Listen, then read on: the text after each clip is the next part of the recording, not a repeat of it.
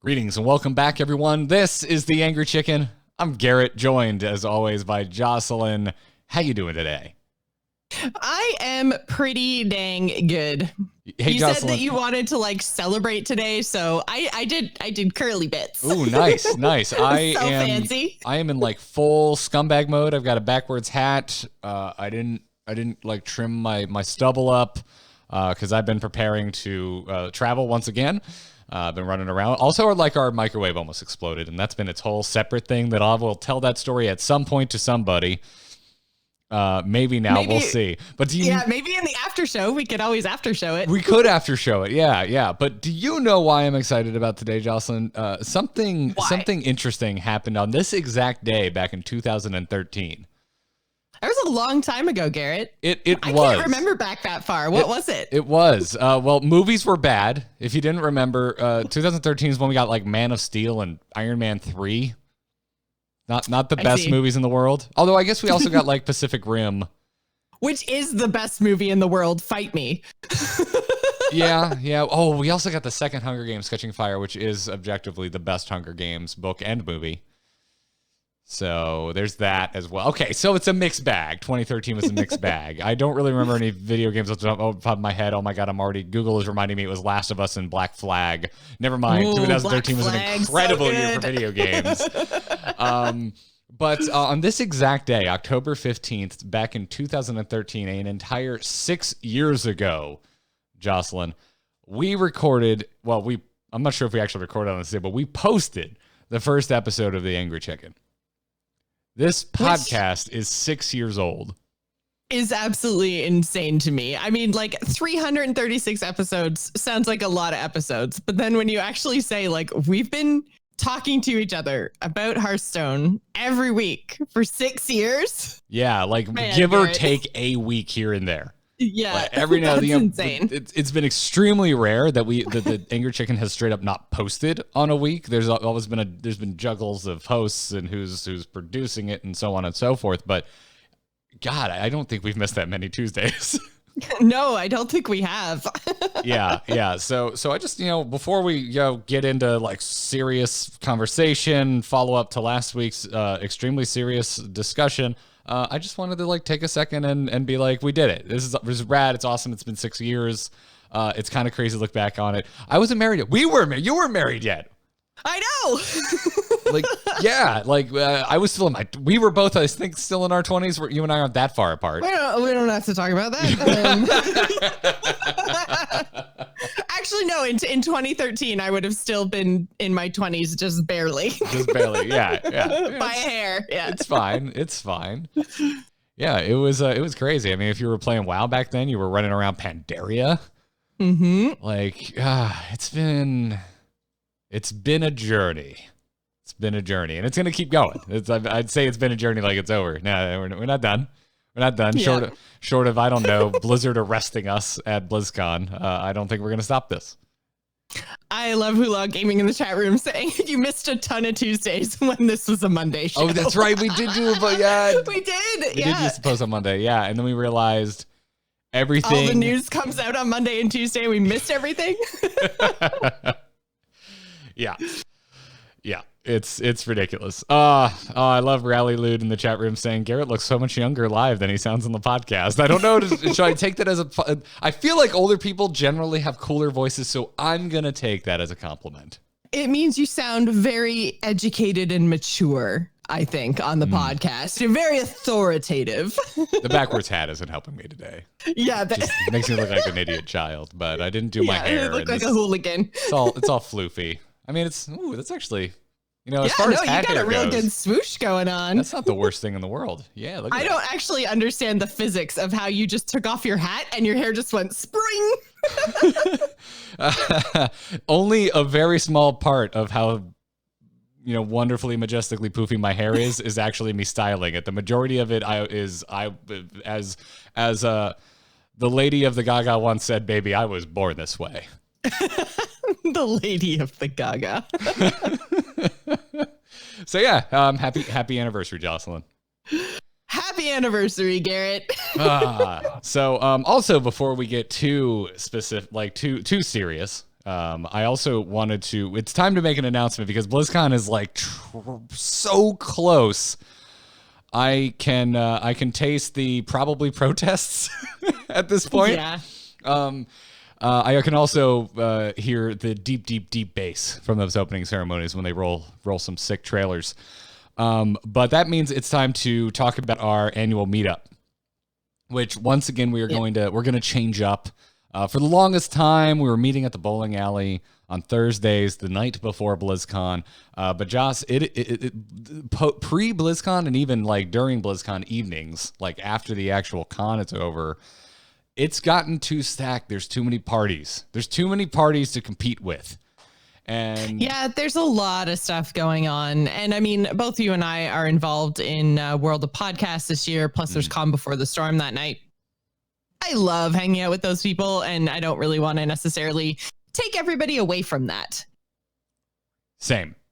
Plus, there's also just a lot of us not going. Like a lot of our extended podcast family, they aren't coming. And even not so extended. Like Kyle's not coming, which bums me out. That's like a major chunk of totally understand because, like, you know, baby, but yes. It's if there's a few times where I will not shame you in text about not coming to BlizzCon, and having a baby is one of those times.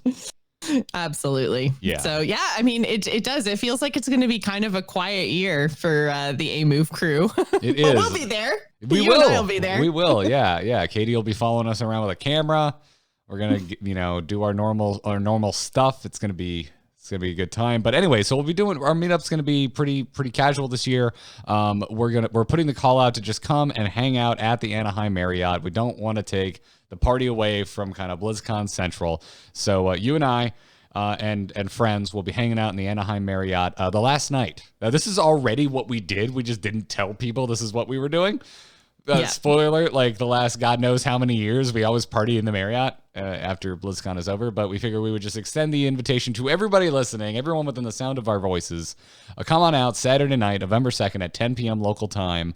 Just giving ourselves ample time there because we don't have a BlizzCon schedule yet. We don't know when the con is technically ending. We want to eat dinner, otherwise you're going to have the worst experience ever talking to me because I'm a cranky jerk when I don't eat.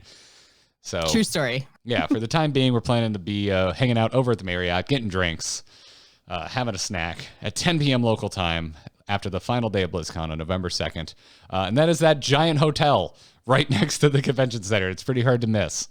So you can either find us in the lobby or like the lobby bar area or just behind the bar is the patio area. So just coming out, look for ridiculous hair on both our cases. We both have pretty majestic hair that's hard to miss. And come find us and let's party. It'll be a good time.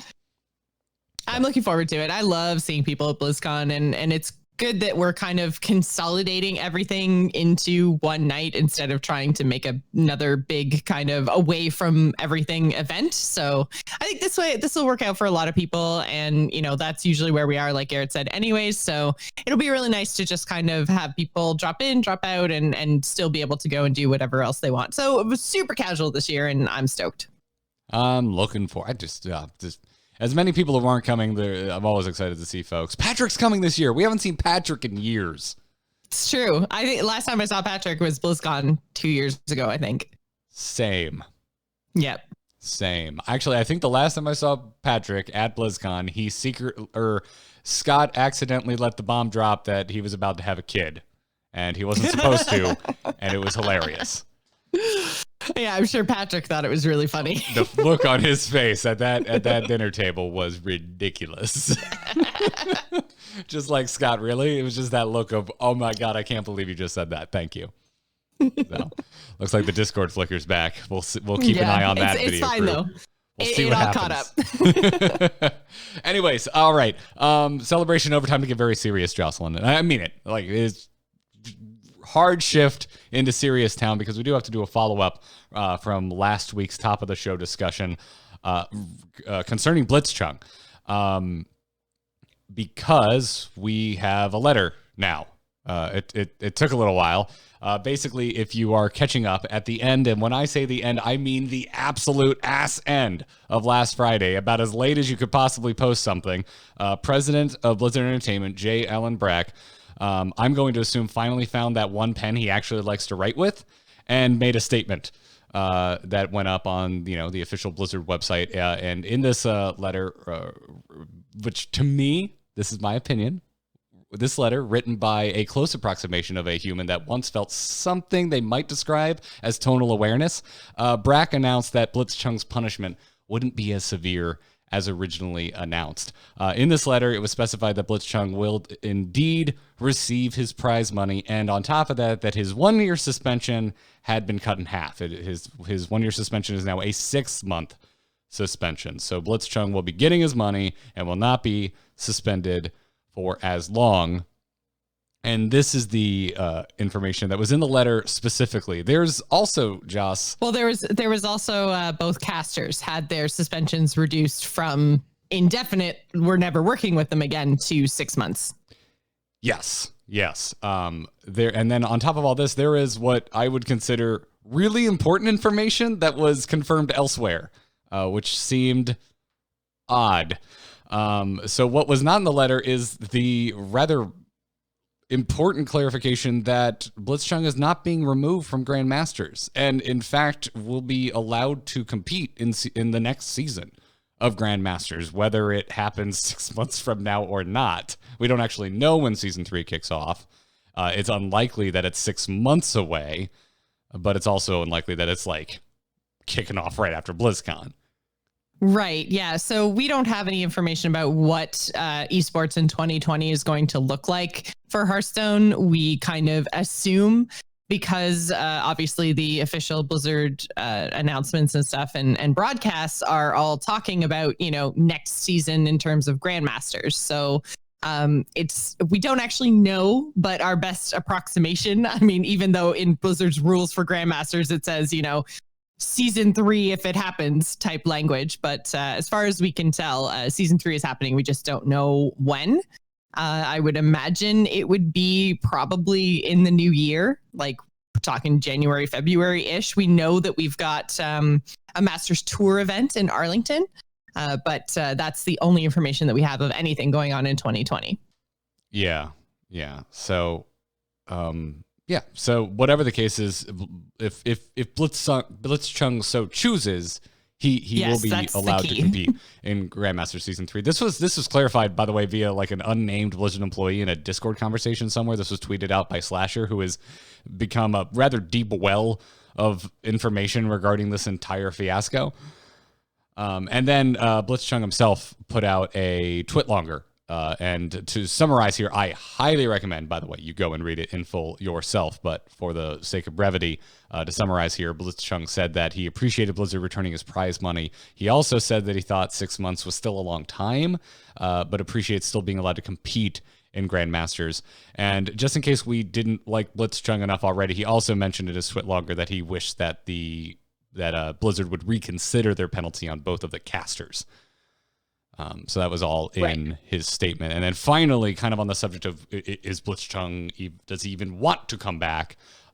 It's up in the air. And in his statement, Blitzchung said that, lastly, quote, many people want to know if I would be competing in Hearthstone in the future. Honestly, I have no idea on that yet. Since my tournament is very likely to be the Grandmaster tournament next season, it's probably at least a few months from now on. I will take this time to relax myself to decide if I am staying in competitive Hearthstone scene or not.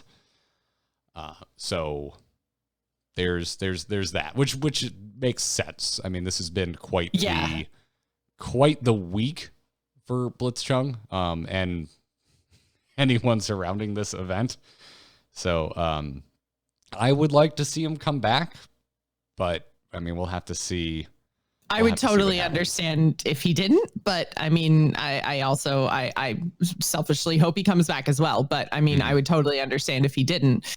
But the overall tone of his statement seemed quite positive, so I'm sure he's just kind of taking a breather, which I don't blame him for. So same, yeah. So it's interesting. I mean, this whole thing is interesting. There's a lot of folks who are still not stoked. Personally, like, kind of my read on the situation is like, if I don't focus on the letter so much, which at this point, Jalen Brack's letters are just driving me crazy. I don't love the way this man communicates. Yeah, it was not very well written, and I tend to feel like, and this might just be my own kind of personal, like I don't know the guy or anything, but I do get the feeling he often is talking down to me, which I don't like, and I can't put my finger on exactly why I feel that way, but that's just the feeling that I get whenever he tries to talk or write or communicate with me in any way. I mean, considering he straight up told you didn't want WoW Classic. He told you your opinion, Joce. I mean, that's gonna... He rubs me the wrong way. Could be a little rough to any nerd when you're told your opinion. But that was like, that seems pretty minor now. I mean, for me, as a Heroes fan, this goes all the way back to the HGC cancellation letter and also the letter that came out with the layoffs earlier this year. Things signed by JL and Brack do not come across as human. They are really cold, really calculated, and to me, kind of devoid of the granted, dude's filling Mike Morheim's shoes. That guy was, I think, really good talking to the community during events like this. And I want to, again, I just feel the need to always remind that there were major layoffs under Morheim as well. Oh, absolutely. Absolutely. It's not like, Brack took over and then suddenly layoffs out the wazoo. But in terms of just being the public face of a company that wants to have a community and have community outreach and foster community communication, Brack just doesn't do it for me. And this is just another example of that in my mind. So, but that aside, the outcome of this, I'm really happy with. I thought, because I was looking at the reaction last week, and after we finished recording, Jocelyn, it just got worse. It seemed like every day, the pushback from the community just got dialed up. Suddenly, when I don't think that many major news outlets had reported on it by the time we recorded, but afterwards, my God, I felt like everywhere I looked, this story was being talked about. It definitely went super, super mainstream. I mean, it was trending on Twitter and all the rest of it. So, I mean, it was much, much bigger than I think anybody thought it was going to be. And the coverage and the outrage just went huge. And I think that, as much as I think both you and I were expecting Blizzard to make a statement, like literally Tuesday, and then, we didn't get anything. I didn't think it was going to take as long as it took. I did think that they kind of had to say something. I mean, you have to address it, right? So I'm glad that they did come out with something. And I think that if you look at the outcome of what happened with the Blitzchung situation, it's basically everything that everybody wanted, which is him reinstated in Grandmasters, his fined returned. I mean, it's what we called for on Angry Chicken last week, is, that the punishment didn't fit the crime. And I think that this is a huge, they stepped back the punishment enormously to the point that there is, I think, essentially no punishment here for Blitzchung as we currently understand the way that Grandmasters and Masters Tour works. Because if Blitzchung, so he had all his prize money returned, so all his season 2 winnings are back. He didn't lose his spot in Grandmasters, so he's going to be able to compete in season 3 if he chooses. He's just not allowed to compete in, I guess, competitive Hearthstone outside of Grandmasters, which would be the Masters Tour. So essentially, as long as he doesn't end up at risk of relegation, this doesn't really impact him at all, other than, potential prize winnings that he could have gotten out of Bucharest and Arlington as our 2 Masters Tour events that we know of that will fall within the 6-month window.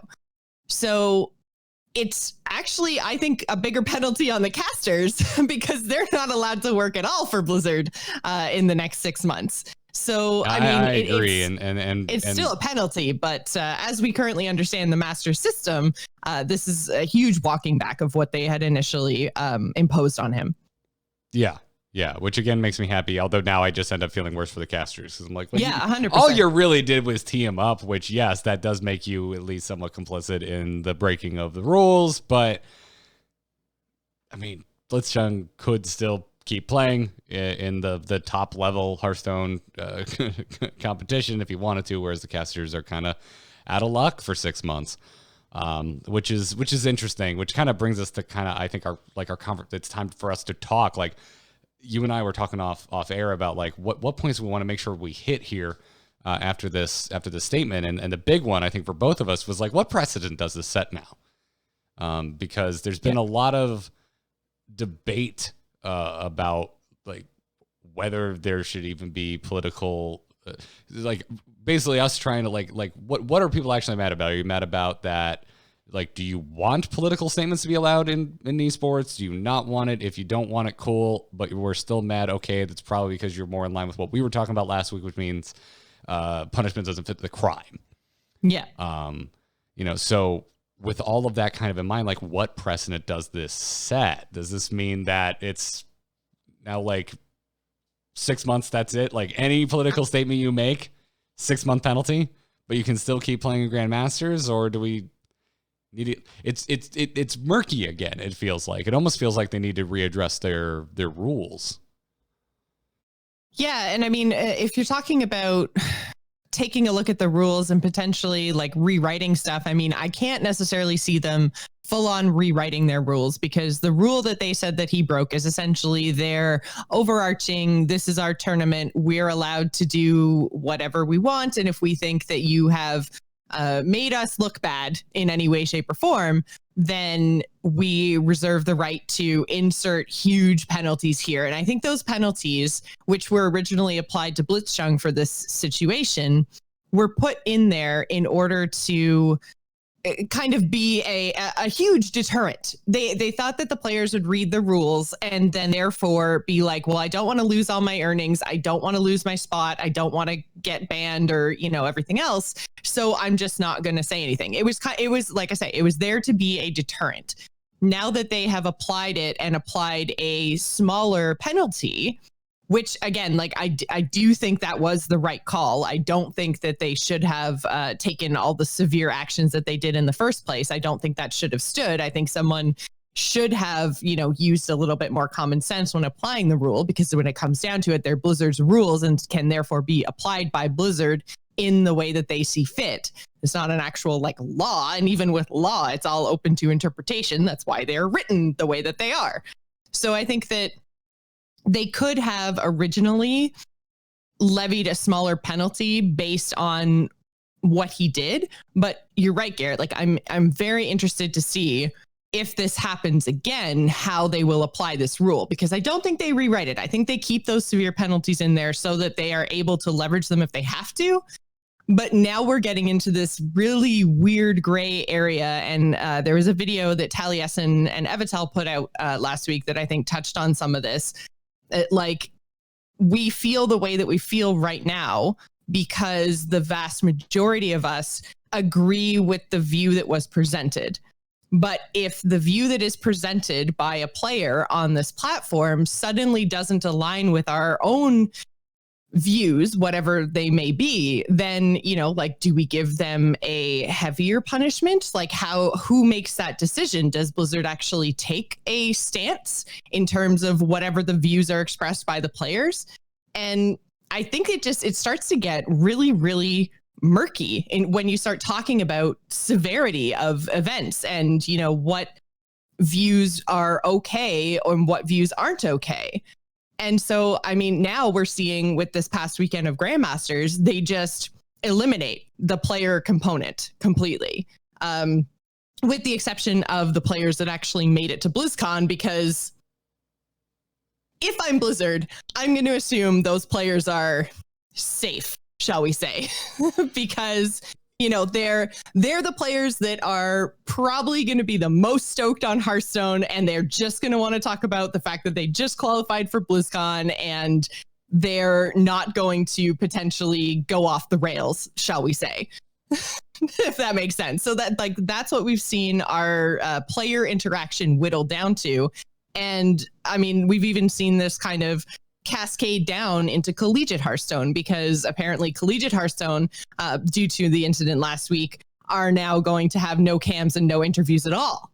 So, I mean, that's kind of the, I guess, fallout of this is we lose player interaction. Players lose their platform, which I think is kind of unfortunate, because I like the story that they had been telling in Grandmasters. And the more that we got to know the players, the more of a story was being put forward, and the more we started to root for, one person over another, which I think is the kind of story that they wanted to tell with Grandmasters. They wanted a league so that we would get to know these names and we would start to root for people more so than the previous tour system. And so I think we're kind of losing that now. I don't necessarily think we have to. Like on production, like we want to have this conversation. Like production wise, they could just edit their damn interviews. They could run it on a long enough delay. Very true. Where if something was said that they would not like to be spotlighted on their platform, they could just remove it. And then could come up with some type of warning based system for the players themselves. Be like, yo, all right, we edited that out. Could you please not do that? Which to me makes sense. I understand, like, if you're not set up for that currently, all right, it's probably going to take some time to implement something like that. That was one of our questions from last week, right? Is like, how did this even make it on the air when they're on like a 45-minute delay? Oh, yeah. And that's an important update from last week, too, is that the English language broadcast was delayed, but I believe it was the Taiwanese broadcast was actually in real time, which is how it got out. Which I still feel like is kind of crazy because, I mean, they put it on a delay, not because of, potential crazy statements by players, whatever those happen to be, but they put it on a delay so you can't cheat. If you've got a native language broadcast that is not delayed, then you can use that to cheat. So, I mean, why isn't that broadcast delayed? Period is another big esports question that probably we shouldn't dive into too much here, but it's kind of crazy that there's any non-delayed broadcasts available on the internet for the highest level of Hearthstone competition. Yeah. I don't know, Joce. It's the whole thing is still a bit of a mess. Clearly the letter did not smooth things over for quite a few people as well. Like, there's still a lot of miffed players out there, fans of Blizzard out there. I somewhat count myself among them. Like, this letter really just rubbed me the wrong way, but also I'm kind of used to it at this point. Kyle and I were talking about this on Into the Nexus, and we were just like, man, we're Heroes fans. We're already about as callous to this as we could possibly be. We've already seen this, and now it's just happening to a significantly more popular Hearthstone game, or Blizzard game, more popular Hearthstone game. I knew what you meant. Yeah.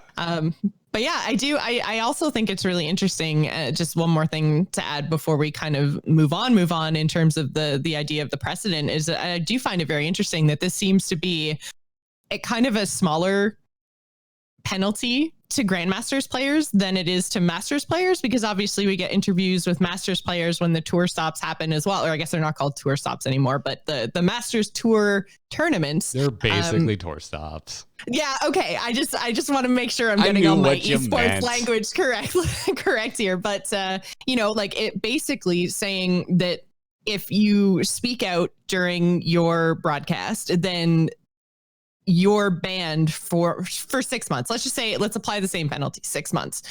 They don't have Grandmasters to fall back on. The Grandmasters who might get relegated, then, that's where the penalty could potentially come in. If they're unable to compete at the Masters Tour, then they're unable to gain winnings towards either working their way back into Grandmasters or what have you. But if you're looking at Masters Tour players, they're trying to essentially accumulate enough winnings in order to win their way into Grandmasters. So if you suddenly take a couple of tour stops away from them, then that's a huge penalty because that's their only source of income as a Hearthstone player. So I do find it kind of funny that it feels like this is going to impact the lower tier of Hearthstone more so than the higher tier, because if I'm like a first place Grandmaster and I don't have to worry about competing in the Masters Tour and I don't have to worry about competing for relegation, then do I just say whatever the hell I want every week? Like, yeah, sure, just keep tacking on the bans. Go ahead.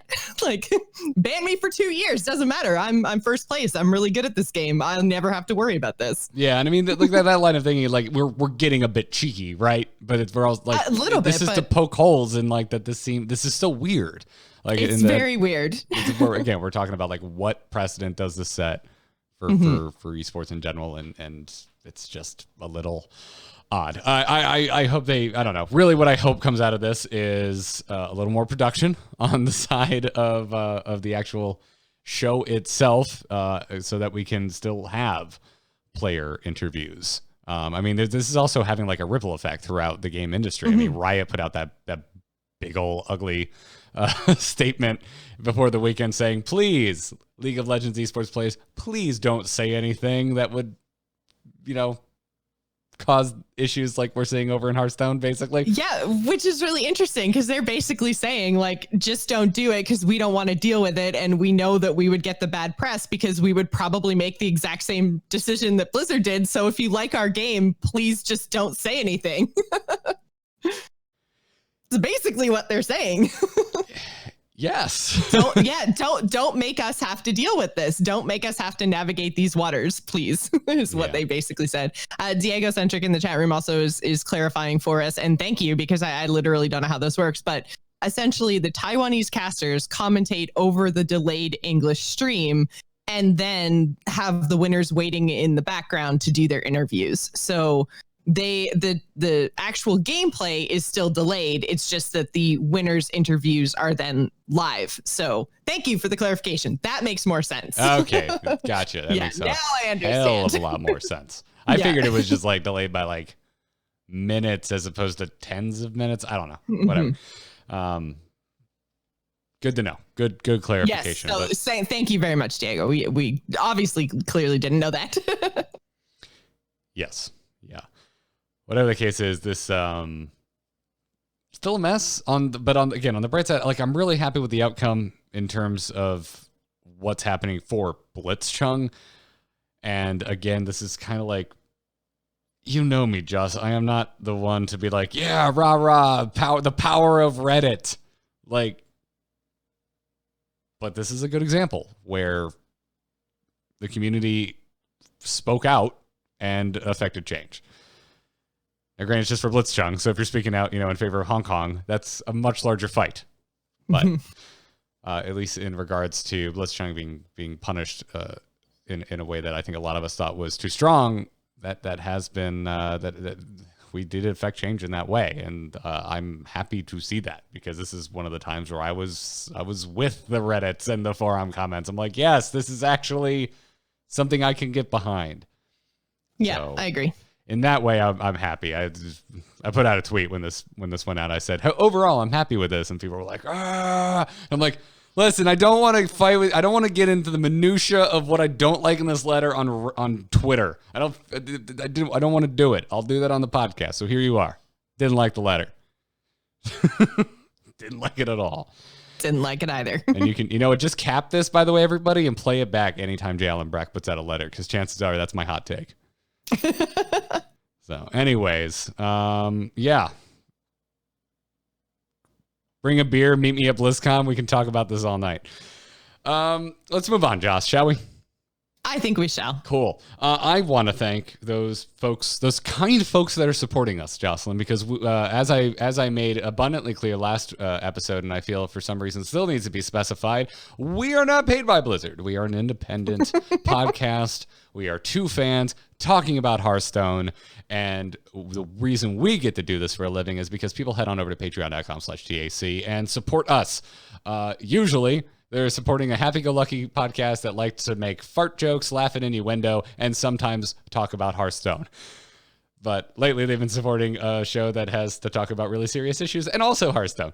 So we thank you for doing that. And to our most recent patrons, John G, Tim A, and Nick L, thank you so much. It was really rad. You and I were agonizing over last week's episode. It was tough. It was not easy. Yeah, we were getting messages on both sides saying, oh my God, I hope you dive so deep into this as the entire episode, and other people saying, for the love of God, you are my one sweet escape from the insanity of the internet every week. Could you please not talk about this? And we're like, well, we have to talk about it, but we should also do our normal show and report on Hearthstone news. Because happy medium? Yes. Hearthstone, first and foremost, Hearthstone news. Then we talk decks. We take crazy game stories. We take your questions each and every week. So that's what we landed on. We were worried about it. Everyone seemed to be pretty damn happy. Picked up, some new patrons last week. It was nice. So thank you, everybody, for the kind messages. Thank you for supporting us. And if you want to, patreon.com/TAC. And now, Jocelyn, let's get to what is a more normal news cycle for Hearthstone in this week's Hearthstone news. Good news, everyone! Let's talk about everything else going on in Grandmasters, Jocelyn, because we now know who we will be watching up on the big stage at BlizzCon. We're still We're still a little bit fuzzy on things like format and whatnot, but I think it's just because it hasn't been announced yet. Yeah, it's considering how close we are to BlizzCon, it's kind of odd that we don't have these kind of details. I would assume that we're going to be seeing a shielded conquest format, because that seemed to be quite successful in Grandmaster Season 2. So I would expect shielded conquest at BlizzCon. What we don't know is what exactly it's going to look like, because we have less players than ever before at BlizzCon. So we've only got 8 people. So 3 who qualified through Season 1, 3 who qualified through Season 2, and then 2 players coming out of the Chinese Gold Series. So we've got 8 players all together.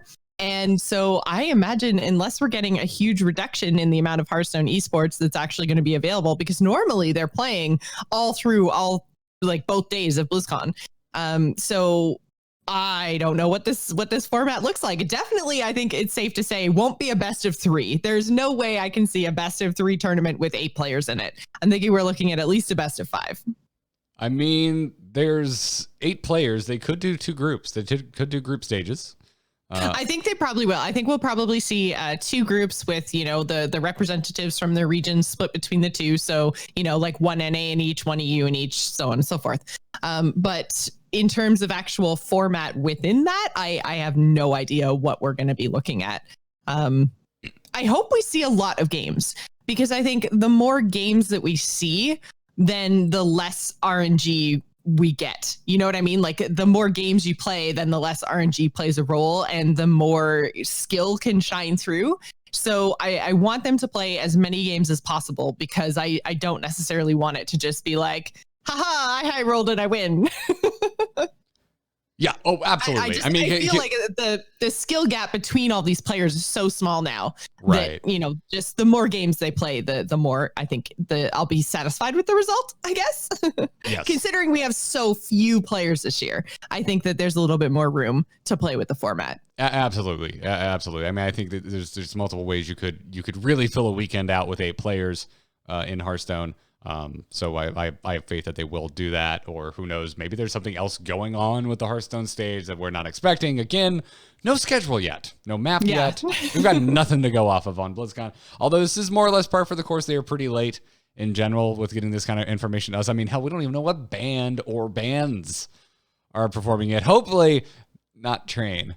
Please don't get Train again. We knew a little bit more about Hearthstone esports previously, just because there basically was one format. There was, best of 5 conquest was the way that Hearthstone esports was played for the most part. DreamHack tournaments using Last Hero Standing aside. So I think that it was a little bit more obvious, what we were going to get out of BlizzCon. But at the same time, like I said, we had twice as many players. So we had 4 groups to get through. Now we have 2 groups. So maybe that allows for a few more games. Maybe we've got, I don't know all the official names of all the different formats, but like, what if we just played Group A twice? So it, you had to win 4 times, or, whatever. I don't know. I just think that there's maybe some room to play some more games. I think so as well. Be interesting to see that. But as far as this past weekend went, did you enjoy watching the games? I thought it was so rad to have play of this caliber so quickly after reintroducing key wildcards back into the standard format.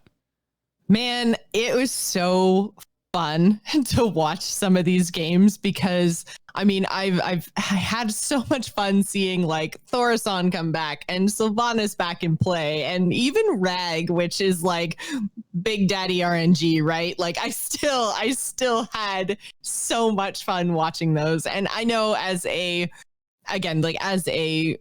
Hearthstone watcher, this is definitely made for me. It's so exciting to see some of these, like, what's Sylvanas gonna steal? Where's the rag hit gonna go?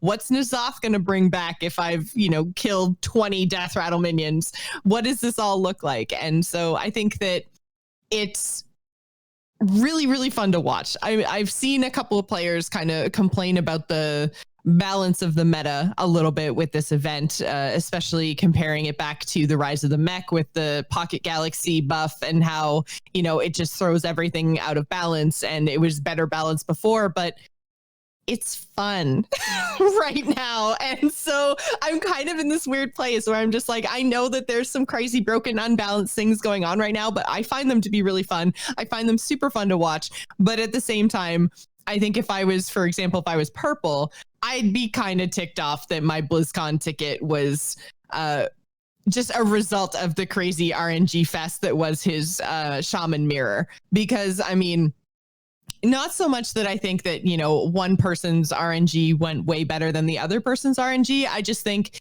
it's next to impossible to prepare for a game like that when you've just got, evolves on top of evolves on top of evolves on both sides of the board. Like, you're going to be looking at game states that you've literally never seen before. And I know this is why they're pro players, but you've got game states you've literally never seen before, and you're supposed to make a decision in the length of a Hearthstone turn as to what the best possible outcome is. Like, that's asking quite a lot. And, for him to go up 2-0 in the series and then lose 3-2 and have that Shaman mirror take place, like, it was super entertaining to watch. But if I was purple, I'd probably be pretty pissed. Granted, he brought Evolved Shaman, so like, you had to, I guess he made his own bed. But at the same time, man, I was really rooting for purple. So I wonder why. It was sad for me, but at the same time, couldn't possibly be because he has like a maple leaf on his flag. Hey, there was a couple of Canadian representatives. Unfortunately, neither Eddie or Purple made it through. But there were two Canadians, man, in that semifinal. Well, I mean, again, if you're Canada, that had to hurt going into the semifinals. Purple and Eddie had to play each other. Yeah, it was brutal. Yeah, it's painful, but one Canadian's tragedy is one American's victory, because my bloody face, yeah, root for bloody face. Plus, he's got like emo hair, circa 2003, so I was already rooting for bloody face. Yeah, I mean, bloody face is even just some of his stories that he tells in those super cringy pre-recorded Hearthstone interviews. Like, I probably, out of all of them, I like his the best. Oh, they're great. I love those interviews, by the way. I just love when he's just like, oh yeah, we were just like watching a super gory TV show and the guy had blood on his face, so my name is Bloody Face. Like, good job, dude. You name things like I name things. Yeah, pretty much. Yeah. I don't think you're necessarily wrong. Although I think a lot of it really just comes down to what is it? Hair. What's the modifier before hair? I still haven't learned this card name. Like Desert hair. Desert hair. There you go. Because I forgot this card existed entirely.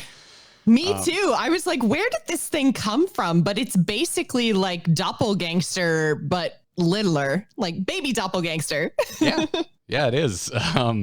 But yeah, like that, the interaction with that and Evolve is a little much. It's a little much. And the range on it, in terms of like the range of how good or how bad it can be, is also pretty wide. Mm-hmm. Because as much as we saw kind of in Purple's case against Bloody Face, pretty nasty outcomes of the Evolve, we also saw it like really kind of fall on its face multiple times over the course of the weekend.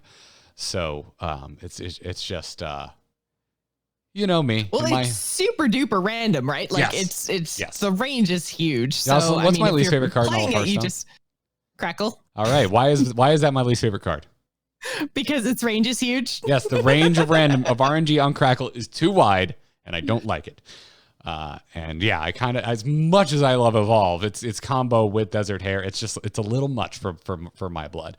And I mean, you're kind of your point of like looking at board states for the first time that you've never seen. This holds true for what I'm about to say as well, but I don't think it's as bad. Thorson does a similar thing. Like, all of a sudden now, I don't know about you, Joce. Have you seen a Thorson come down against you on the opposite side of the board in Hearthstone right now? Because my brain literally catches on fire when it happens. When Thorson goes off, I'm just like, oh my God, everything I just thought was possible just went out the window, and there's a whole new realm of possibilities about how I get completely screwed the next turn. or any turn following at that point, because who knows what happens. I am not saying it's a bad thing, but that doesn't seem as bad to me as what's going on with Desert Hare and Evolve. Well, and I think that's because, I mean, if you do your research, if you are playing in the Grandmaster playoffs, then you are testing the crap out of everything you possibly can. And I think Thaurissan, as crazy as he can make board states and enable combos and stuff, it's testable, you know? You don't have a whole lot of RNG when it comes to Thaurissan. Like if you're looking to discount a combo, that's something you can practice. That's something you can anticipate. If, again, you're getting in, you know, as many games as the Grandmasters are getting in to practice for these events. Whereas with Evolve, I mean, you've got, even if you think about all the possible combinations of Evolve and Desert Hare, then you've also got other possible combos if you've got, or other possible combinations if you've got anything else on your board. So you have like one totem, or, you know, a 1 and a 2 drop, or, you know, if it's later in the game, maybe you've got a 6 or 7 drop alongside. Maybe you've played that, the dude that rushes from your hand that costs less depending on how many minions are on board. And I'm totally blanking. He's a Mogu guy. Yeah, me too. Also that blanking guy, on it. Yeah. Mogu So, cultist. you know, cultist. Okay, so maybe you've got that guy on board too, and then now all of a sudden you have to think about all of those options. Mogu cultist is the freaking raw one. Yeah. Is it Mogu Flesh Shaper? Chat room will tell me. It is Flesh Shaper, yes. It is Flesh Shaper. Why okay, did I think cultist? No one plays that card. I don't know. No one's summoning Highkeeper Raw into their games. Essentially, if you there's just so many potential board states, so many things you have to think about in the range of what could happen in all of those potential cards and all of the different interactions that could happen between all of those different mana costs. Like Evolve is just a huge range, whereas Thaurissan, you can pretty much anticipate. If you can see who your opponent is, you probably know what deck they're playing. If you're in Grandmasters and you don't know what deck they're possibly playing and what their combos could be, then I think you're not probably doing your job. So I think the Grandmasters know and can practice for Thaurissan combos, whereas you basically can't practice for an Evolve Shaman mirror. So that's why the Evolve is kind of worse than Thaurissan. Thaurissan makes some super insane, crazy, cool stuff happen, but at least you've got an idea of what that crazy stuff is going to be. Evolve is just, you play it and pray. Yes. Yeah. Almost like a Yogg Saron, which is another card. Almost. I'm not a fan. Almost, but even with Yogg, it's like you had a pretty good idea that you were going to clear the board and draw some cards. So you still, even though it was random, you had an idea of what that was going to do once you hit a certain spell threshold. Evolve is just too many possible iterations of board states to practice is basically what I'm getting down to. Yeah, for sure. And to me, Desert Hare just really puts it up over the top. And Desert Hare comes down so much earlier than Doppelgangster used to, right? Like Doppelgangster Evolve was such a huge play. Now you've got Desert Hare Evolve coming down 2 turns earlier, and it's just like, oh my God, what do I do now? It's crazy. Mm-hmm. Pretty strong with the coin. That being said, though, I have got to give like the most god tier RNG moment to Tom 60229 because I don't believe you tuned into APAC, right? There was a lot of Hearthstone. No, I missed APAC this weekend. It was Canada Thanksgiving this weekend. Oh, that too. Yeah, also happy Thanksgiving, belated. Thank you. Yeah, I mean, I had a lot of catching up to do too because it's just the month of wines are all travel. So I was like watching this on the VOD, but I watched the finals from APAC, and Tom was piloting his Zoolock. And he got a Flame Waker off of the diseased vulture or buzzard or whatever. And it gave him, it set him up for exact lethal. I think it was 2 turns later. And I was just looking at this thing like, oh my God, that was perfect. Like in Zoo, like they don't even run that many spells.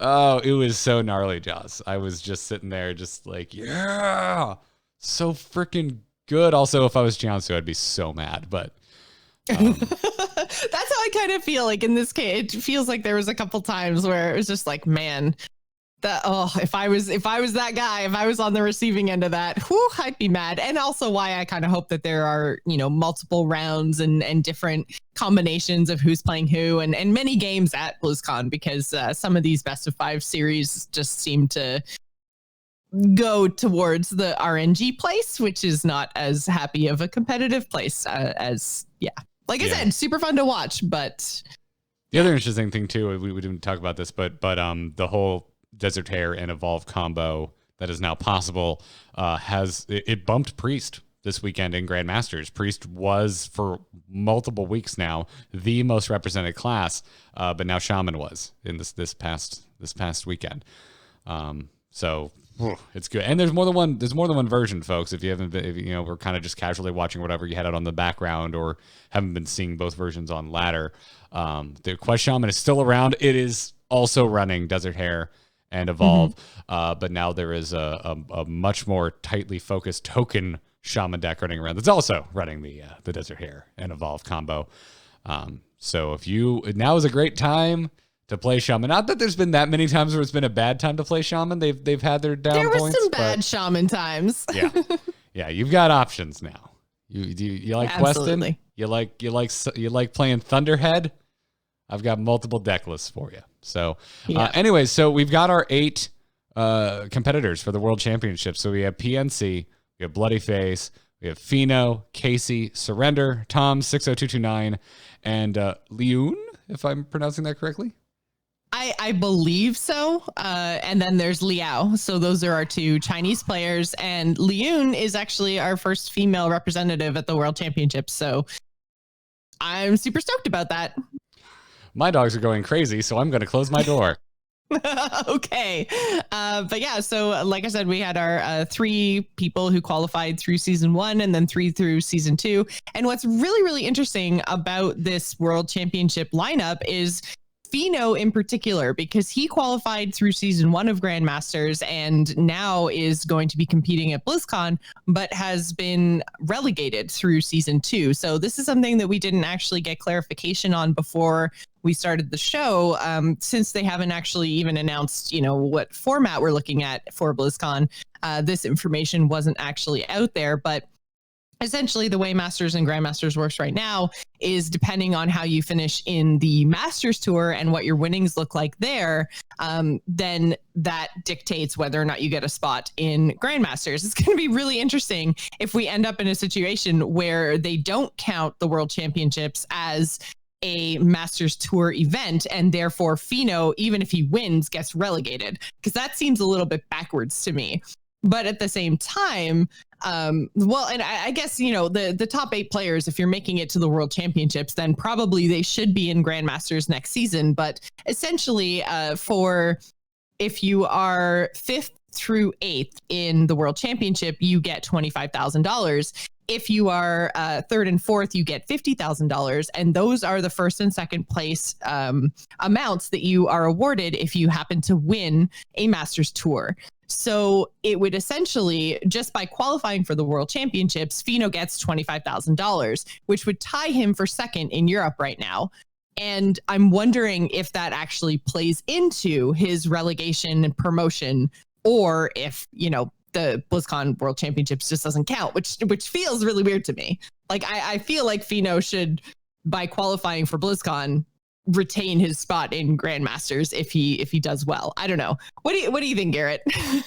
I know we both went digging and couldn't find an explicit statement anywhere saying that this is the case, but I find it so hard to believe that your performance at the biggest championship of the year is not going to actually play into whether or not you stay in Grandmasters. Especially when, like we said, there's half as many people competing this year. Like, it was so hard to qualify for the championships. They took 1 in each region from each season. That's crazy. That's so hard to get. If Fino isn't in Grandmaster season 3, it just, like, I don't know how they didn't anticipate this situation, if that's actually what happened. It's so weird. Yeah, I mean, it could be buried somewhere. That rules document is insane. So, but yeah, didn't see it. Anyways, yeah, we reached out. We haven't heard back, so I'm sure we will find out at some point what effect that's going to have. Mm-hmm. So, yeah, it's just we're waiting on announcements, basically. Mm-hmm. We're waiting on announcements. So yeah, we'll probably have more for you next week. I would assume it's got to be next week, right? We're literally running out of time. So yeah, because that next week is the last week before BlizzCon, the week of the 28th. That's the week that BlizzCon kicks off. Yeah. So they gotta let us know what the heck is happening. All I really want to know is, am I queuing up for more demos, or am I going to see a band that I actually want to see? Well, and not to mention, this is the other thing I find a little bit odd, and a big reason that I wish that Blizzard was a little bit more open is because the Bucharest event is this coming weekend, October 18th to 20th. So if I'm Fino, I would want to know if I need to compete in Bucharest, or if my, spot in the BlizzCon finals is going to be enough to keep me in Grandmasters. So, I mean, I assume that Fino would still compete in Bucharest, but because he's European, it's a European tour, maybe, but I don't know. Just seems it's just a nutso situation. I can't believe we don't have, season 3 details or even BlizzCon competition details, and how this is all going to impact everything. I don't know. Seems crazy. Given the when they tend to announce the following year's esports details for Hearthstone, it doesn't surprise me they don't have season 3 details yet. But everything else, yes, that should be cleared up, and hopefully it will be soon. So, anyways, before we move into this week's strategy segment, we have a sponsored thing today, Jocelyn, and that is Quip toothbrushes. You should check them out over at getquip.com/TAC. You're going to get your first refill pack for free with a Quip electric toothbrush. Jocelyn, did you know that some of us brush too hard, and also that some electric toothbrushes are too abrasive? Almost as abrasive as a J. Allen Brack letter. Oh my God. I was like, is he going to go there? So, yeah. Damn right I'm going to go there. Damn, you don't write letters that crappy and not have me rip on you.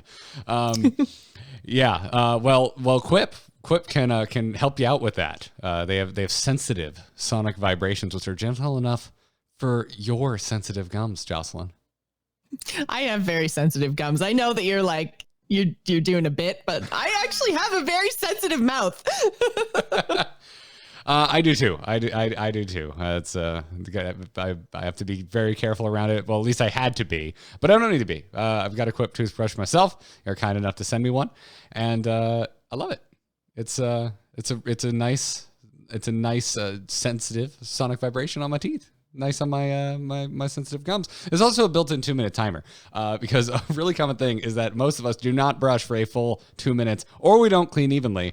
And so every 30 seconds, this thing lets you know it's time to change locations in your mouth, start brushing different teeth, and it's a full 2 minutes. I really dig it. I don't need to think about it, which is good, because I don't know about you, Joss, when I roll out of bed in the morning, my brain ain't working very well. I definitely don't want to be counting out 2 minutes. Still asleep. I need a good hour to wake up in the morning. My brain just doesn't turn on until a couple cups of coffee. Yeah. So you should go check them out. I really like it. My Quip brush just keeps my brushing habits really simple, which is super important pre-caffeine. And that's why I love Quip, and apparently why they're backed by over 20,000 dental professionals. They start at just $25. You can go to getquip.com/TAC right now, and you will get your first refill pack for free with a Quip electric toothbrush. Again, that's your first refill pack for free over at getquip.com/TAC. That is getquip.com/TAC. We thank them for their support. And now, Jocelyn, we're going to talk about a new old deck, but new. Hit it very hard. Wanna blow something up?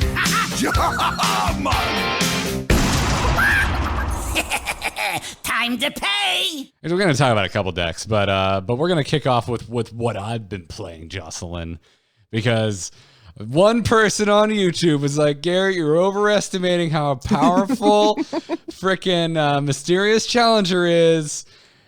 And what do I see when I go over to HS Replay at the top of the win rates, Jocelyn? Highlander Secret Paladin, courtesy of Mysterious Challenger and Avenge. Let's face it, Avenge was really important to Mysterious Challenger being worth a single damn. And because when Avenge left and Mysterious Challenger was still in the standard meta, we didn't care. We didn't bother anymore. It wasn't worth our time to try and get Mysterious Challenger to work. But here we find ourselves, Jocelyn, post Doom in the Tomb, and yeah, are you hearing Who Am I? Because I am. I'm hearing it in a lot of games, mostly because I am piloting this deck every game I play right now.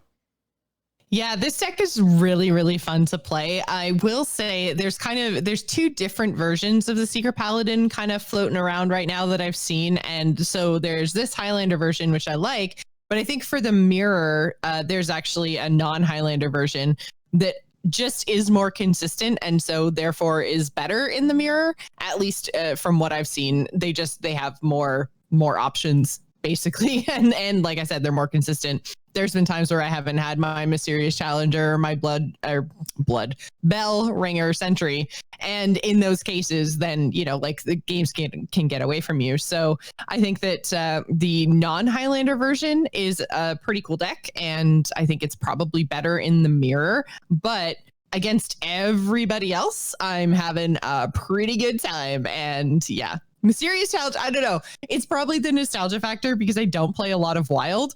But playing Mysterious Challenger on 6 and getting Christmas tree, I'm just like, yes. It's so I good. Miss this. And the other thing too is like, I'm so glad that it works in a Highlander package because there's some like, because of Zephyrus, because of Sir Finley, there's so many cool Highlander effects in standard right now that aren't, old school Reno Jackson heal yourself up to 30. Yeah, I love new Finley.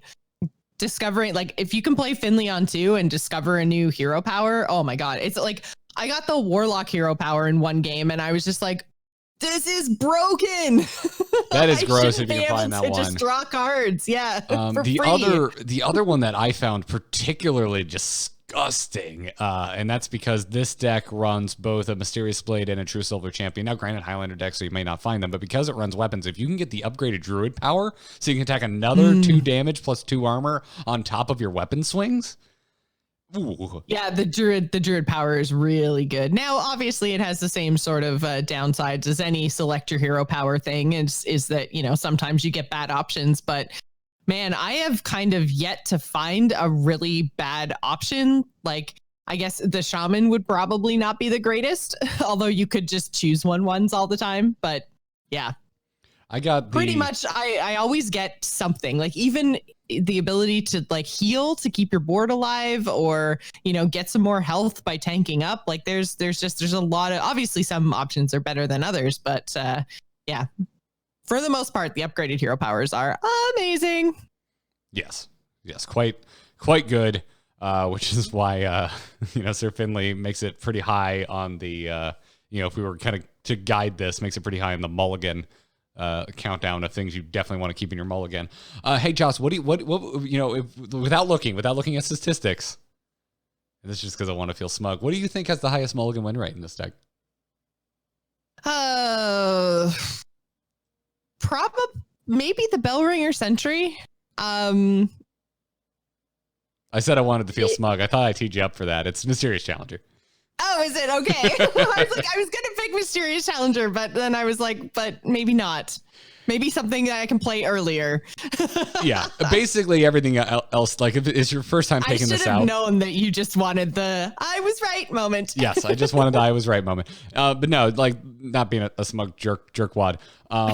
If this is your, like, say you hear this segment, you're like, oh, cool, I haven't tried this out. I'm going to grab the deck code. I'm going to take this deck list out for a spin, and you're kind of curious about what you're mulliganing for. Mysterious Challenger and Bellringer Sentry are really the only 2 cards that cost an amount of mana you would even be remotely concerned about that you want to keep in your mulligan. Everything else is basically just keep your low-cost cards. And sometimes that is also secrets. Yes, sometimes also secrets, depending on what else you're keeping. If you have something like a secret keeper, anything that triggers off of a secret, you're going to probably want to, keep a secret, buff up your Sunreaver Spy, things like that. Okay, because that was my big question as I was kind of trying to learn this deck in the few hours ahead of the show. Is I was just like, okay, well, I think since I have Bellringer Sentry and since I have Mysterious Challenger, I would want to throw away all of my secrets since I only have one copy of everything. So that is still a general rule unless you've got Secret Keeper and Sunreaver Spy. Yes. It's there's because it's a Highlander deck. I mean, you're gonna have to improvise. There's just no way around it. But I do, at least so far, I have been mulliganing fairly aggressively. The only time I tend to like keep things that I'm like not stoked about are those low cost minions. Like Micro Mummy is one, like I'm not stoked about Micro Mummy, but a lot of games I end up keeping it. It just helps you fight for board. Also, there is more than one magnetic mech in this deck. So if you can get a mech to stick, and my God, Micro Mummy is about as sticky as they come, you can just build a board or build a minion. At that point, there's just a lot of really fun things you can do off of this. And a lot of times if you end up, and again, I would never just keep a secret without some other type of a secret synergistic card. You would never keep a secret, Garrett? I would never keep, no, do not trust me with your secrets. Don't. I would never keep a paladin secret in this deck without a secret synergistic card. But if you do, and like, let's say it's not even as like perfect as like, yeah, turn one Secret Keeper, make it grow. Like maybe you're keeping your Sunreaver Spy or whatever. There's a lot of other ways to just make this card work for you. Mysterious Blade gets obviously more synergy off of your secrets. Commander Risa, I've really been enjoying in this deck. She's so good. She is so good because at worst she's a 4/3 for 3. Like that, like absolutely worse. But she demands an answer. You got to deal with it because Lord help you if any of these secrets get triggered twice. I've yet to have any secret in this deck trigger twice, and it wasn't just a good thing. Like, yeah, some secrets are better than others, but they're all annoying as hell. I was going to say, the only one that I found obviously doesn't really help as much as the auto defense matrix, because obviously you can only Divine Shield once, right? Sorry, I guess I stand corrected. I'm overselling it a bit. No, not really though, because I mean, no, but you're totally right. Like that one is absolutely pointless to trigger twice.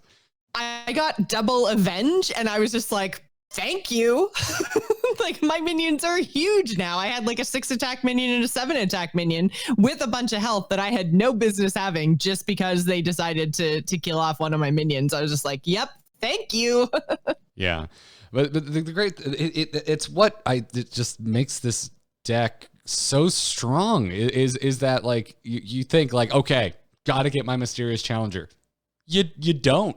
This deck can absolutely get there without a Mysterious Challenger. And a lot of times, if you get a Bellringer Sentry, by the time you get to your Mysterious Challenger, there's like not that many secrets, if any, left in your deck. And that's not a bad thing. That means you've already deployed all of your secrets. You've probably got synergy along the way, and you've probably pulled off some just obnoxious, essentially the Hearthstone version of a combat trick that's really tripped up your opponent. Sorry, I've been playing a little Magic in the past week, everybody. Okay. Yeah, it's I love this deck a lot, Joce. I'm really happy that not only does Secret Paladin work, but that it works in a Highlander list. I'm having a lot of fun with this deck. And yeah, it just there's so many ways for this deck to get there. It's kind of crazy. I really enjoy it. And it's what a Highlander deck needs. If you can't have a Highlander deck that has like one way to win the game because it's too inconsistent, unless you have like really specific draw effects. And so I mean that's kind of what I like about this one is that, you know, like most games it's like if I get Bellringer or Mysterious Challenger, you know, I'm doing what I'm supposed to be doing, but I've got some fallbacks, and I had a really good time with this. And there's also, I feel like because it is a Highlander deck, there's also some flexibility in how you play. There's been games where I have just flooded the board with 1 health minions because, you know, like I've gotten is it the Zealot that gets more attack every time you summon a minion? Yes, the Brazen Zealot. Yeah. Okay, Brazen Zealot. Yeah. So I've gotten the Zealot down, and then I mean with the Sir Finley getting the double Paladin hero power, and I just like flood the board, go super aggressive, and win in a few turns. And then there's other times where I know that's not going to work, And it's okay because, you know, this deck also has some big bombs in it. You know, you've got Rag, yay, and you've got Tyrion, you know, because it's a Highlander list. So you can make room for some of those late game threats. So it's and usually if you've got like early board flood and stuff and then late game threats, like they've used a lot of their removal by the time you get to Rag. So that's what happened. I was against a mage that just seemed to have so many options and we're just clearing everything all the time. I couldn't do anything. I couldn't get anything through. And then by the time I got to, because it looked like I was a very aggressive paladin deck. And then all of a sudden it's like, bam, Tyrion, bam, Rag. And they were like, oh no, I have literally no removal left. Like, what am I going to do now? So I like this because it is so flexible and really like, as all Highlander decks are, right, is there's a lot of flexibility here. There's a lot of slots that you can kind of substitute in and out. So, I mean, you've got kind of your secret package and then you've got your mech package and, you know, you just have to figure out what kind of stuff you want to play. But it is a very flexible archetype just by its Highlander nature. So that's also one thing I like because of just cost of decks in general. Highlander decks, because you can sub in and out, it's really, really, really helpful. And I mean, a lot of the big bombs are free right now with the Doom in the Tomb event. So yep. Yeah, it just has so much snowball potential. Really, is what it boils down to. You can snowball kind of in the obvious way with a Secret Keeper. You can snowball through the Brazen Zealot, like you brought up, because by the way, you can give that more than one health thanks to Never Surrender. That secret is in the deck, and it's not completely unheard of to get that to actually pop while your Brazen Zealot is on board. I had a game where, because of Sir Finley, I got the upgraded Rogue Hero power, so I was equipping 2/2 daggers, but I got it after I already had my 3/2 Mysterious Blade equipped. So I was just like, oh, well, I've got this now. So I just immediately threw 6 damage to face over the course of 2 turns, and I basically won that game like rogues. I just kept attacking with weapons just consistently over the course of multiple games, plus whatever I happen to have on board. There's just so many ways to get online and snowball with this deck. Clearly, I'm smitten, Jocelyn. So everybody, very much so. I can tell. I highly recommend the Secret Highlander Paladin. So go get it. Go get your Commander Risa on. I'm excited to just play with this card. Mm-hmm. It's a good time. There's a lot of other stars in this deck for sure, but you know, maybe just Zilliax on top of your Micro Mummy and just laugh as weird things happen. As you're just like, oh, you thought I was just a secret deck? Also magnetize. It's great. But you are particularly excited about a completely different deck. You're happy because Resurrect Priest is back, and it's also a Highlander deck. Well, I mean, there's a Highlander variant, but the one that I prefer is actually not a Highlander variant, and it plays kind of similarly. I really liked the Clone Priest deck that was kind of present in the kind of end of last year's meta, like late last year.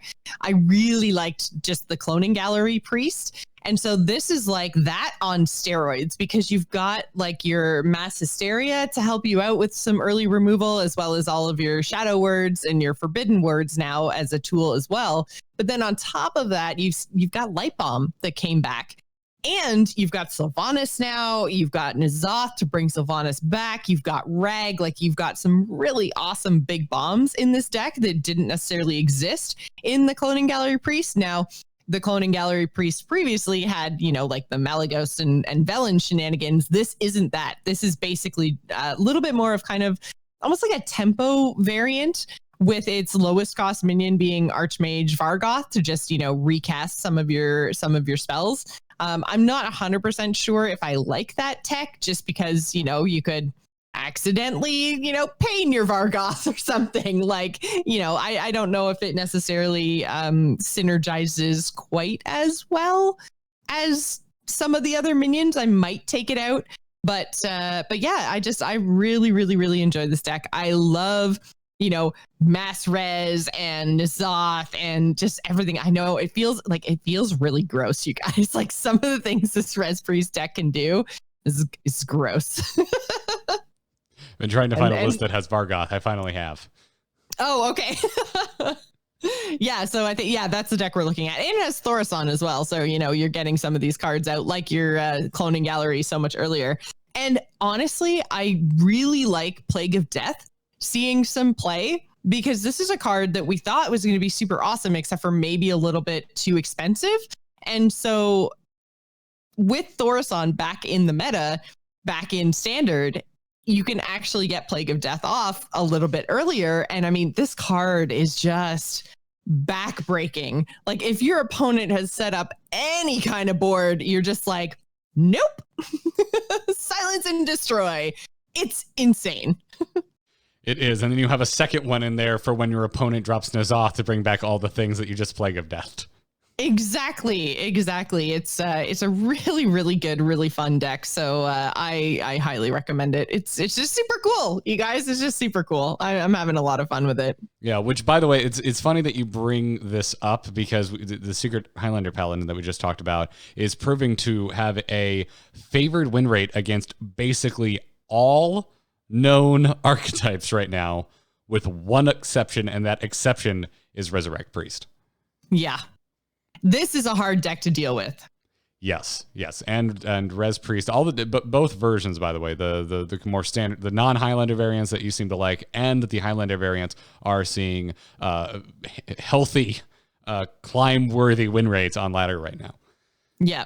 So I really, really, really like it. Yeah, Mix in the chat room is saying, yeah, Plague of Death is a heart-crushing card. It is. It's totally backbreaking and crushing, and oh god, I feel bad every Jocelyn, time this card gets played. What card in this deck is not like a soul-destroying card? Because I would like to remind everyone, Light Bomb is back. That's a card where you're like, oh, I'm feeling good, I'm feeling safe. Look at this board. Oh, that just happened. All right, well, I'll make another. There's another Light Bomb. And then there's so much in this deck. It actually kind of reminds me of pre-Defile going to Wild Warlock, where it just feels like you can never have a board. Yeah, that's basically what this does, right? Is it just straight up denies your board until the point where it starts playing its super big stuff, and then just bringing it back over and over and over again. So it's got, again, another card that hasn't really seen meta play that is in this deck is Katrina Muerte. And I think this is just so cool that, again, we're seeing cards that hadn't really shone at all coming into play in competitive Hearthstone. So I love this. It's just like you've got like your targeted removal because you've got all your word cards and your penance, and then you've got your big board clears because you've got both Hysteria and Light Bomb, not to mention Plague of Death if you're going into the late game. And then everything else in this deck is just like, deal with it in a way that doesn't kill it. Deal with it in a way that doesn't kill it. I dare you. So it's it's a lot of fun. It's how I like to play Priest. Yeah. You basically have to play a really super hyper aggressive deck that can also refill the board if you get Mass Hysteria on 5, but basically you're trying to kill them before turn 5. That's the way to potentially beat Priest. Yeah. Well, it's rad. And these were just our picks. I mean, there's plenty of really good options to climb ladder right now. I mean, we talked about Shaman while we were talking about Grandmasters. There's a lot of Shaman on the ladder right now. Both versions that we were kind of talking about in regards to Grandmasters.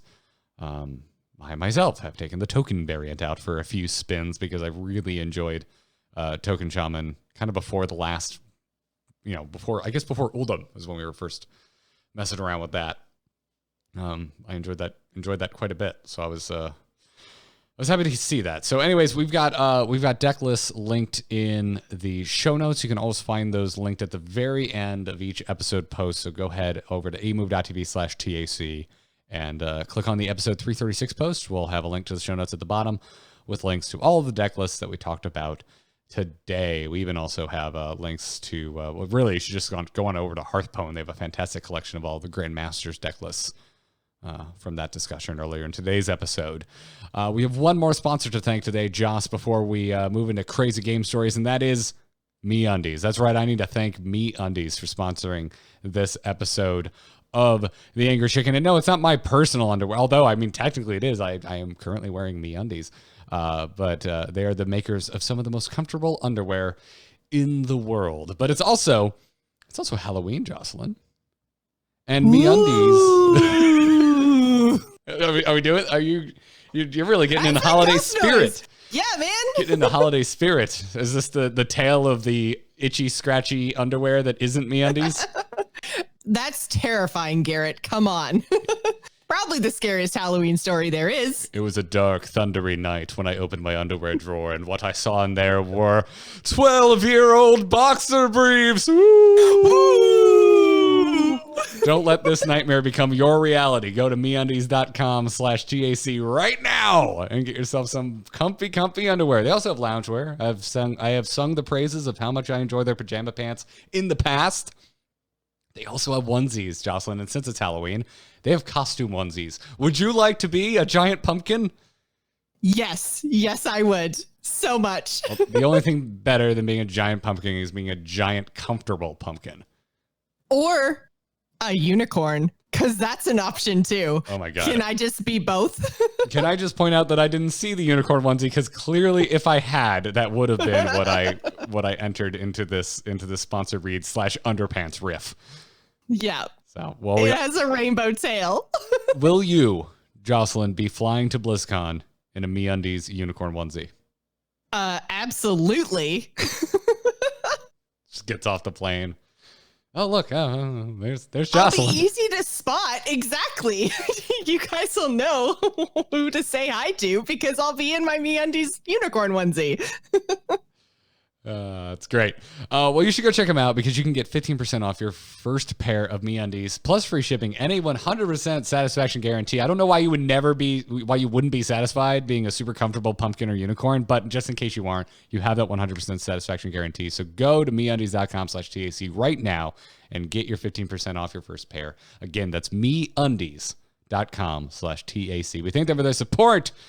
Happy Halloween to your underpants. I've had better jokes. Let's move on to crazy game stories. Is the whole world gone crazy? You're in trouble now. You got it!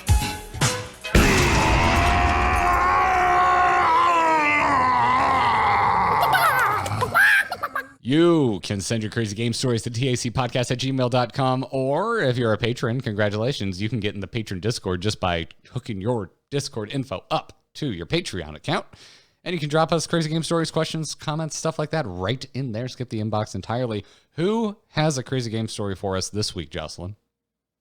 This one comes to us from Mixed Clouds, who says, so I'm one of those players who started playing Hearthstone in 2019 with Rise of Shadows expansion. Yeah, I know. I must have been living under a rock or something. Anyway, better late than never. I'm having a blast in the game, even though I do feel a little lost sometimes because I don't understand all the references to past expansions that longtime players make. It's like your friends talking about their exes that you never actually met. So last week, I went on this speed date with all those old wild exes you guys dated before in this game. For me, it was like the first time sitting down with Sylvanas, Reg, N'Zoth, and Co. And boy, oh boy, are they a fun group of characters. At last week's release, I decided I wanted to try to not copy another Hearthstone or HS Replay deck, but to try to build something on my own for the first time. I had this idea for a Resurrect Priest, but not with the classical Resurrection, just relying on my new big brother N'Zoth to bring Death Rattle stuff back so that the Resurrect pool is cleaner and more controlled. I then use Seance on N'Zoth, and if he lives for one more turn, which he normally does, I repeat the process. Not very revolutionary, I know. A small step for every other Hearthstone player, but a giant, exciting leap for me. I was pretty proud when I killed off the first 3 combo priests coming my way with my own deck. So I was testing it around rank 10 when this rogue showed up. This was some kind of quest rogue, but due to my limited knowledge, I didn't even know what I was facing exactly. Since I have next to no options in the early game, I always did what a ponderous priest deck like mine does. Just wait and see. I played the quest on turn 1. I play that too because I have a lot of healing taunts and because I just love buffing my minions. And then chilled. Literally just press an end turn every time till turn 6. By then, I was facing 6 semi-impressive minions, 4 1-attacks, and a 2-attack questing explorer, plus the new guy, Shaku, who was worrying me a little bit. New old guy. I was going to say, I love to call him a new guy. New old guy. But I wasn't all that nervous because my new acquaintance, Sylvanas, decided to visit my hand early in this game, so I brought her out, knowing I'd get her back when N'Zoth came around. With the help of her, good old Ziliax, and Forbidden Words, I survived the rogue's first wave of attack. Then Psychopomp brought Sylvanas back, with Reborn. Fun to survive. I love all the stuff that he thinks is super fun and he's stoked on. His opponent is probably like, come on. This is great. Brought Sylvanas back with Reborn to survive the next wave, which included a High Priest Amet the Rogue had created before. We got to turn 11 and I managed to fight his attacks off with more Death Rattle taunts, but through some Stormbringer shenanigans, this thief ended up with a Baron Geddon. And he had just added the other big fire dude to his side of the board, Ragnaros. Since the Rogue was literally bringing the heat and my board at this point was completely empty, I called upon my new buddy Nazoth to support me in these fiery times. And reliable as always, the old god rolled out a Kartut defender. Kartut defender? I'm going to go with Tut. I'm going to go with Tut. But Toot is funny because farts. A convincing infiltrator and 3 Sylvanas for me. Some trades of lower class minions followed. By the start of turn 13, my 3 Sylvani still faced a half health Rag and that Baron Geddon dude. When I glanced at my cards, I noticed this 2 mana spell way off to the left of my hand, and an evil thought began to grow. Seance. I grinned like a 4-year-old who's about to play a mean prank on his brother, then I went for it. I seanced the Ragnaros of the poor rogue, played it myself, sacrificed one of my Sylvanas to kill the Baron just to get his Rag too. The other 2 Sylvanas to the face plus 2 times of die insect equals 26 points of damage and an exploding Valera. Gotta say, it felt dirty, wrong, and evil. And so satisfying. But I guess it's what I like in the good old, that's what it was like in the good old times when the Hearthstone life was young, free, and wild, and I didn't even know about this wonderful game. I mean, we didn't have Seance back then. We didn't have Seance, yeah. But, I mean, you're not too far off. Yeah. Ragnaros was just crazy back in the day, and still. Yes. Still crazy. Crazy again. Man. What a great story. And I'm so glad that this is via a homebrew deck of your own, Mixclouds, even though you have brewed quite the good deck here. Mm-hmm. So now if you haven't done it, go build like a Death Rattle Quest Priest in Wild with your Nazoth and just cackle, because that's what you're going to do. It's going to be gross. It's going to be nasty. Hell, you could even make it work with like a Highlander deck, throw Reno in there, and just be an all-around jerk. It's going to be great. You're going to have a great time. Anyways, thank you for saying that crazy game story. And now let's take a question or an email, depending on where it was sent. Hello? Hello, it's me. Hello? Just quickly, do you get my message? Yep. Oh. Hello, brother. I'm just now noticing that Mixclouds is in the chat room. I'm like totally not paying attention. Hi, thank you. I'm glad you were here to watch us reread your crazy game story. Anyway, emails, questions, send them to the same place, dcpodcast@gmail.com or the Patreon Discord. Cheesy Bob did exactly that. Wrote a question in the Patreon Discord today and said, where do you go for arena sources? I want to dig into the arena for the multi-class event, but haven't done arena in forever. And the first deck I built ended up being rather bad. What class combos are good and what are bombs to watch out for and or play around? So I actually found an article, and they update it every year with the for dual class arena over on Metabomb, and basically it points you in the direction of the 2 biggest arena sources for information. As far as I can tell, we've talked about both of them on the show before, but Hearth Arena or Lightforge are both really, really good and updated for the dual class format. So you can actually, with Hearth Arena, there's a client you can download similar to HS Replay.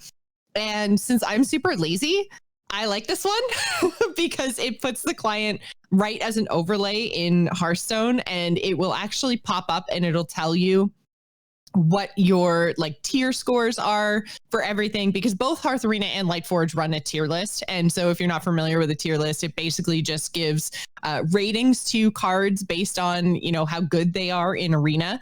And so there are different tier lists run by these two websites, but Hearth Arena has the additional app that goes over top of Hearthstone. So that's what I've been using. But what I like about Hearth Arena specifically with that application is that it takes your deck into account and upgrades the tier scores, which is really, really cool. It also gives you a breakdown of your deck as you're building it. And it says, like you've got this for card draw. Here's all your Murlocs and your dragons and your, anything else that could possibly have synergy. Here's your removal. Here's your bombs. Like here's your late game stuff. And it breaks your deck down that way. So it's a really easy to look at resource when you're learning to build in Arena. Because that's the big thing that, obviously we've talked about this on the show many, many times. I'm terrible at Arena, so I usually don't have any idea. I'm so used to playing in a constructed way that when I'm in Arena, stuff that I think is terrible is actually good. So I really, really liked Hearth Arena. It was easy for me to wrap my head around when I was using it. And essentially, like when you're talking about what class combos and stuff are good, that's where I think the Metabomb article comes in, because it basically tells you where to start in the dual class format. So the dual class format, you've got your two different classes that you choose. You've got your first class, and then your second class is what you get your hero power from. And you pick cards from both of those pools alongside with the neutrals. So yeah, the pools aren't affected in any different way depending on the order that you pick, but the hero power is. And so that's like the very first trick to this is you should pick a class with a less than stellar hero power first rather than second. So if you're considering Warrior, for example, where we are typically not very excited about armor gain in Arena, grab it first. Do not grab it second, because otherwise you're going to be stuck with armor up. Yeah, exactly. So if you pick one of those worst hero powers first, then because you can't be paladin or warrior, so that they won't be offered to you as hero powers. You can also pick based on if you know that you are aiming for something like warlock in your second run, you can pick your first hero based on what cards you think would synergize from those classes alongside warlock. So obviously it's not a guarantee that you'll get offered warlock, but that is basically the best hero power. Yeah. So you'd never want to pick warlock first, I think. Because you always want that option at that hero power. Yes, it is very, very strong. The other thing too is I'm a big fan of tier lists, but I also I always suggest that whether you're using an overlay like Hearth Arena or you're like hand looking things up on Lightforge's tier list, if you want to get better at Arena over time, I always recommend, if you're using an overlay, literally cover up where the tier scores are about to pop up and run through your own thoughts of what you would pick before you actually look at the tier score. Obviously, you're looking it up in another tab and another browser. This is a much easier exercise to go through. But over time, you're going to start picking up what cards tend to fall higher on those tier lists. Well, and that's kind of specifically why I like Hearth Arena as opposed to just like alt tabbing between a tier list and my picks, is because as you go through your picks, it's actually saying, normally I would recommend this based on the tier list, but because of your deck, you need a 2-drop, you need a 4-drop, you're missing this slot, or you have these synergies. So I'm picking this instead. Like it gives you the recommendation, but then also the reasoning behind it, which is why I say, it's obviously a crutch, but I think it's really good for people who are first learning, because it actually explains to you why the tier score has updated from whatever the base tier score is when you start drafting your deck. So I found my first probably 5 cards were basically like, this is objectively the best card because it has the highest tier score, you should pick it. And then after that, it started to say like, okay, looks like you're doing a tokeny minion-y type style deck. You should, do this one, even though normally it would be worse than this other card. Here's why you pick it, because it has these synergies. So it's like updated score is like 10 points higher, say, than it was as a base tier score. Because I found like I have done arena drafts in the past where I just objectively pick the best tier score card, and I lost horribly. So I like it. Hearth Arena, the app, just kind of helps guide you down the path to like what you should be thinking about when it comes to an arena deck, which is kind of, as close as you're ever going to get to a friend who plays a lot of Arena over your shoulder saying, okay, you should pick this because XYZ. Yep. And beyond that, you've mentioned Lightforge as a website. Clearly, you like podcasts, Cheesy Bob. They also have a podcast. They do. Yeah, should go check that out as well. Maybe I will run into Adwakta and Merps again at a BlizzCon opening ceremony against the wall because we couldn't find anywhere to sit. I want to say that was 3 years ago. Yeah. But again, like these resources have been updated for the dual class format. So yeah, do go check those out. Yep. Go check it out. Links in the show notes. That's going to wrap it up for this episode of The Angry Chicken. Thank you, everybody, for writing in. Again, keep them coming. tacpodcast@gmail.com. Thank you to our epic patrons for supporting the podcast. If you like what we're doing here and you want to support the show, patreon.com/TAC is the best place to do so. Every bit helps. We really appreciate it. And can't thank you enough for the support. Also, thank you to our producers, Declan H., Sean C., Cheesy Bob. Thank you for the support, you three. If you want to find the back catalog of The Angry Chicken, especially today, since we're celebrating 6 years of The Angry Chicken, you can do so either at amove.tv or the YouTube channel, youtube.com/amovetv. So go check it out. I also like to remind you, we will be getting together the final night of BlizzCon. We'll be partying in the Marriott. If you want to come out, meet us, say hi, hang out, have a snack, have a drink, whatever you're into. Maybe if the Wi-Fi isn't overloaded, we can even squeeze in some Hearthstone games. We'll be over there at 10 p.m. After BlizzCon. Might adjust the time if the schedule comes out, and seems like we might be filing that at BlizzCon a little earlier than we expect. Who knows? But yeah, for just now, pay attention to. We'll put it out on Twitter. We'll talk about it on the show. Yeah, just keep your ears and eyes peeled. We'll let you guys know if the time changes. Yeah.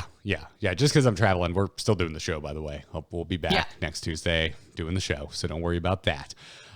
Typically, we're live Tuesdays at 4 p.m. Eastern. We're going to try our best to stick to that with me traveling. Should be able to make that happen next Tuesday, but keep your eyes peeled to @TAC Podcast on Twitter for any schedule changes. But before we leave, Jocelyn, where can everyone find you? You can find me on Twitter and Twitch. I'm at Joce Plays, and I felt pretty good this weekend because I spent Saturday doing an Extra Life marathon. So putting some good out into the world, managed to raise almost half of my total goal in the first of 5 streams that we have scheduled over the next few months. So it was a really, really good time, really good stream. If you guys want to go check out the VOD, that's up there. And if you want to support the Extra Life campaign, you can do so either by watching the streams to boost those viewer numbers and get some more eyeballs on the content, or you can share the link, as well as obviously donating to the cause. So the link to the donation page is going to be in the show notes. Thank you guys all who showed up on Saturday. We had a really great time. We played a lot of Dead by Daylight and a ton of Sea of Thieves. We had a full 4-man crew, and it was just, man, shenanigans were had. It was a lot of fun. So yeah, go check that out. Better than shit-anigans. What I thought you were about to say for some reason. Folks, I'm on Twitter at Garrett Art. I would also like to promote Jocelyn's Extra Life Drive. You should go and support that. Other than that, everything I do is at amove.tv. We'll have a new Into the Nexus coming to you this Thursday if you want to get caught up on Heroes of the Storm. I know some of you might be out there thinking, like, isn't that game dead? No, it's not. It just had a patch today. Today, everybody. So go check it out. We're all thinking Deathwing might finally be coming at BlizzCon. We'll see what happens. Yeah, but I feel like the Heroes just community thinks Deathwing is coming every year. I feel like the last 3 or 4 years, people have been like, this is Deathwing's year. Listen, Deathwing some people just like... Then we got Alex Straza, and you're like, no, wrong color dragon. I like Alex Straza. I was like, oh no, Hanzo. Ugh. Yeah, there's that. Just the worst. Is Sylvanas good? Sylvanas is in Heroes. She's fantastic. Yeah. Excellent. She's all really right, good right now. Back. Yeah. I should come back and play. I love her. I have one question for you, Jocelyn. Do you like blowing tanks up? Yes. Then you're gonna love Sylvanas. Excellent. I have no time for games except Heroes. And Hearthstone. And Sea of Thieves, apparently. Yeah, and Sea of Thieves. And Dead by Daylight. And whatever you're currently playing on your Switch. And anything else you talk about on the Gamer's End. That's going to wrap it up, everybody. Thanks so much for tuning in. We will see you next time. But until then, job's done. Job's done.